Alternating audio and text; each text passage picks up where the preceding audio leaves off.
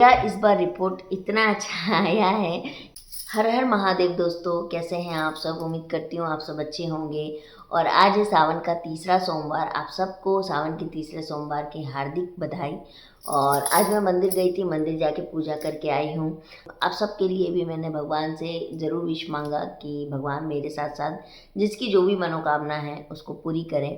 तो आप सबको बहुत इंतज़ार होगा कि दीदी का ट्यूब टेस्ट का रिपोर्ट क्या आया। तो मेरा रिपोर्ट आ गया है, ये देखिए।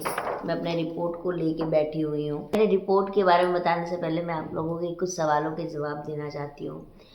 देखिए, एचएसजी टेस्ट क्यों कराया जाता है। मेरे पास जो क्वेश्चन आ रहे हैं मैं उसी का आंसर कर रही हूँ। एचएसजी टेस्ट होता है ट्यूब टेस्ट, यानी जो हमारे फैलोपियन ट्यूब्स होते हैं दो, उसका टेस्ट किया जाता है जब आप प्रेगनेंसी प्लान कर रहे होते हो और आपको लगता है कि आप में कोई भी दिक्कत नहीं है, ना आपको अंडे बनने में प्रॉब्लम आ रही है, ना एएमएच में प्रॉब्लम आ रही है, ना किसी भी तरह का आपको कोई भी दिक्कत नहीं, लेकिन फिर भी आपकी प्रेगनेंसी नहीं ठहर रही है, तो फिर आपको ट्यूब टेस्ट करवाना बहुत ज़रूरी होता है।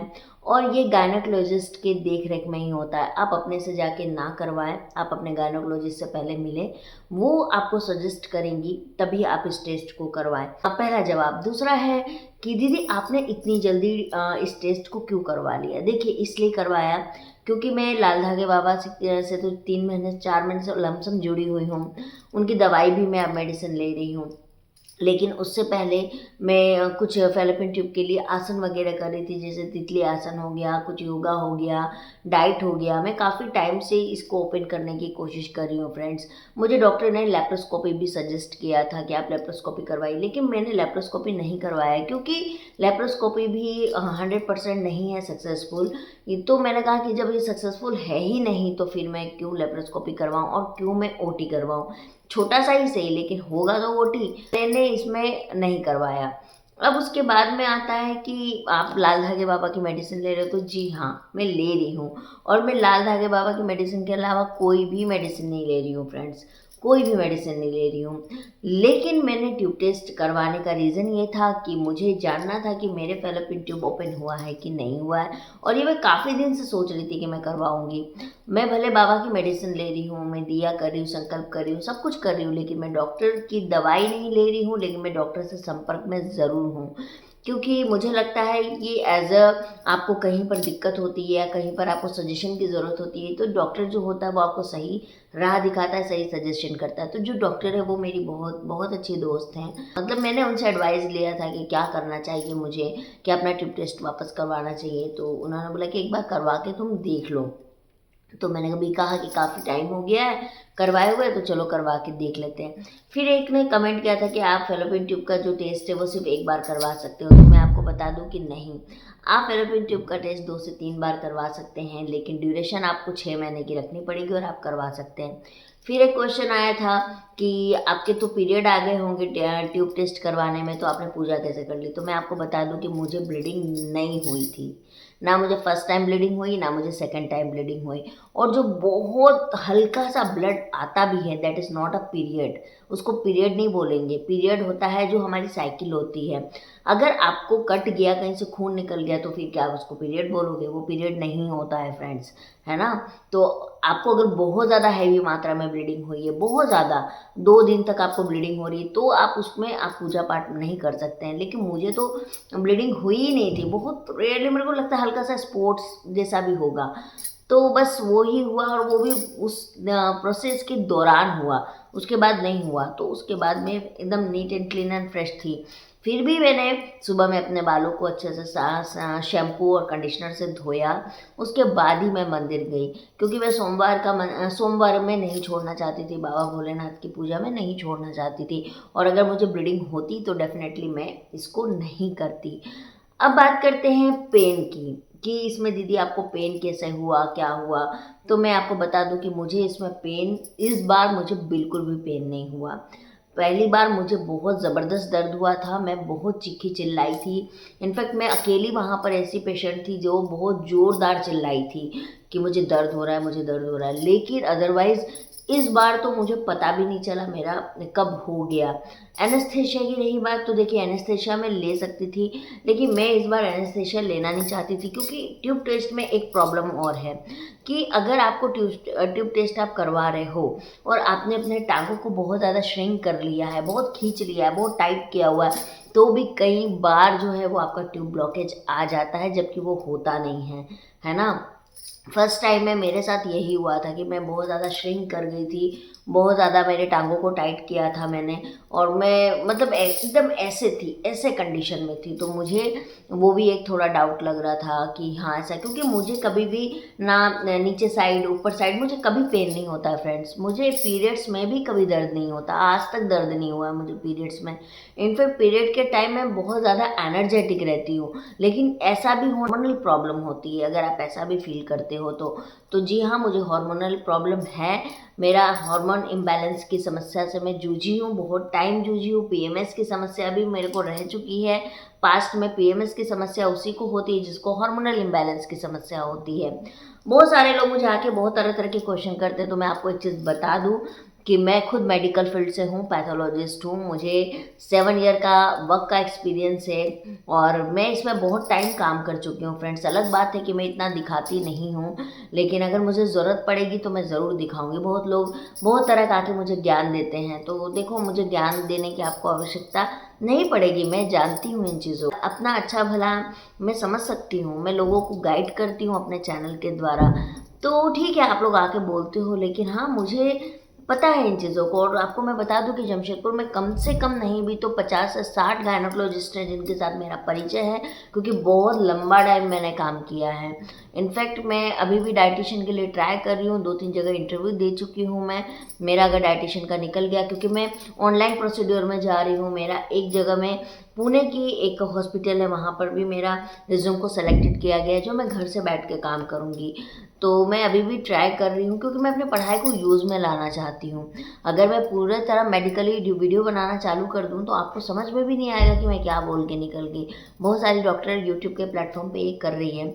मैं ईज़ी से ईज़ी भाषा में आप लोगों से बात करने की कोशिश करती हूँ, लेकिन कुछ लोग मुझे बहुत अदरवाइज़ ले लेते हैं कि अरे दीदी को तो कुछ पता ही नहीं, पर ऐसा नहीं है यार, मुझे पता है। तो चलिए ये सारी बातें हटाते हैं, अब बात करते हैं कि मेरा रिपोर्ट क्या आया है। तो मेरा रिपोर्ट मेरे हाथ में है फ्रेंड्स, मुझे और भी रिपोर्ट दिया गया है, एक पेपर रिपोर्ट है। तो मेरे रिपोर्ट दिया गया है, एक पेपर रिपोर्ट है। तो मेरा इस बार रिपोर्ट इतना अच्छा आया है कि मेरे दोनों ट्यूब ओपन आए हैं, मेरे दोनों ट्यूब खुले हुए आए हैं। और ये मैं लाल धागा बाबा की मेहर बोलूँगी, क्योंकि मैं उनकी ही मेडिसिन ले रही हूँ, इन दौरान मैंने कोई दवाई नहीं ली है। तो बाबा की ही बहुत मेहरबानी है कि मेरा ट्यूब ओपन आया है, और मैं बहुत जल्दी एक्सपेक्ट करूँगी कि भगवान मुझे गुड न्यूज़ भी दे दे बहुत जल्दी। तो बस इसीलिए मैंने ये डिसीजन लिया कि मुझे एक बार ट्यूब टेस्ट करवाना चाहिए। देखो आप बाबा की मेडिसिन खाते हो, अच्छा है, देखो मैं भी बहुत विश्वास करती हूँ, बट मुझे एक रहता है कि हाँ आखिर मेरी बॉडी के अंदर चल क्या रहा है, मैं ये जानना चाहती थी, और इसलिए मैंने करवाया। और मुझे बहुत दिन से ना बहुत गुड सिम्टम आ रहे थे, मतलब मुझे अंदर से फील हो रहा था कि शायद मेरा ओपन हो गया होगा, शायद हो गया होगा, ये मेरा अंदर से चल रहा था। मैं कोई ऐसे मेडिकल सिम्टम की बात नहीं कर रही हूँ, बट तो मैंने एक बार सोचा कि नहीं मैं करवा लूँगी, और मैंने करवा लिया। कल मेरा जब HSG ख़त्म हुआ ना, मैं आधे घंटे के अंदर अपने पैरों पे चल के घर पे आई हूँ। घर पे आके मैंने सबको खाना वाना निकाल के दिया, खाया, और मैं लेटी, मैं 2 घंटे रेस्ट किया, फिर शाम में रेस्ट किया। और मेरे को रात में, आधी रात में थोड़ा सा फील हुआ कि मेरे को बहुत वीकनेस लग रहा है, वीकनेस लग रहा है, लेकिन फिर सुबह में मैं उठी, नहाई धोई और मैं फ्रेश हो गई।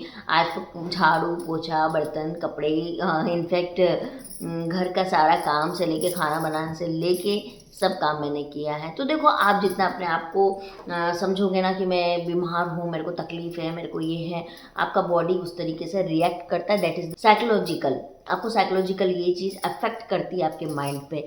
तो हमारे खुद के हाथ में है कि हम अपने दिमाग को कैसे कंट्रोल में रखें। तो इसीलिए मैंने इस चीज़ को बहुत ईज़ी वे में लेके गई थी, इसलिए मैंने इस बार एनेस्थेशिया का भी मैंने डिसीजन बोला कि नहीं मेरे को नहीं चाहिए, मैं नॉर्मली करवाऊँगी। क्योंकि मुझे पता नहीं था गाइस कि मेरा ओपन हो चुका है, बट गुड सिम्टम था मेरे अंदर कि मुझे ऐसा फील था कि हाँ मेरे साथ कुछ तो अच्छा हुआ है। और उससे पहले मैं आपको बता दूं कि मेरी तो पीरियड्स आ चुकी थी, इस बार मेरी 28 डेज़ की पीरियड आई। फिर भी मैंने एसएसजी करवाने के एक दिन पहले अपना प्रेगनेंसी टेस्ट किया, प्रेगनेंसी के टेस्ट मेरा नेगेटिव आया, तब मैंने एसएसजी करवाया। तो आप भी अगर करवाते हैं तो पहले अपना प्रेगनेंसी टेस्ट ज़रूर कर लीजिएगा, तब करवाइएगा, है ना? नहीं तो अगर आपका प्रेगनेंसी रहा हो तो वो ख़राब हो सकता है। तो बस यही था डिटेल, बाकी और जो चीज़ें हैं वो टाइम टू टाइम मैं आपको बताते रहूँगी। कुछ लोग मुझे खर्च के लिए बोल रहे थे कि आपको बहुत ज़्यादा खर्च लग गया। वो 5,000 रुपये मुझे इसलिए लगा क्योंकि उसमें मेरे 1000 रुपीज़ डॉक्टर की फ़ीस भी इंक्लूडिंग थी, है ना? इसीलिए मुझे वो लगा। बाकी 4,000 रुपये तो ठीक है, क्योंकि एचएसजी करने के 2 घंटे पहले एक टैबलेट भी खा के आपको जाना होता है, वो खाया था मैंने। और बाकी ऐसा मुझे कुछ और ज़्यादा कोई ट्रीटमेंट नहीं लगा था, लेकिन बस इतने पैसे तो मुझे लगे हैं। और इस बार मैंने बहुत अच्छे नर्सिंग होम में करवाया। लास्ट टाइम मेरा जिस नर्सिंग होम में करवाया था वो बहुत ही फालतू वाला जगह था, ये भी था। तो इस बार मैंने बहुत अच्छी जगह करवाया देख के, तो वहाँ मुझे पैसे थोड़े से ज़्यादा थे क्योंकि लास्ट टाइम मुझे 3,500 रुपये लगे थे, इस बार मुझे 5,000 रुपये लगे। लेकिन इस बार मुझे सेटिस्फैक्ट्री हुआ क्योंकि वहाँ पे बहुत अच्छे से अरेंजमेंट था। अंदर में ओटी में भी बहुत सारे लोग थे, 2 डॉक्टर अवेलेबल थे। लास्ट टाइम मेरे क्या था ना कि वो जो ट्रेनर होते हैं ना, ट्रेनर के बीच में इन लोगों ने मेरा एचएसजी कर दिया था, तो वो भी मुझे खटका था कि इनको तो कुछ आता है नहीं, ट्रेनिंग वाले लोगों के साथ मुझे डाल दिया गया। इस बार सीनियर डॉक्टर अवेलेबल थे, हुआ बहुत ईजी हुआ, बात करते करते हुआ। मैं तो बात ही कर रही थी डॉक्टर से, वो मेरी क्वालिफिकेशन एंड ऑल पूछ रहे थे, मैं उनसे जवाब सवाल कर रही थी। तो कब हो गया मुझे पता भी नहीं चला।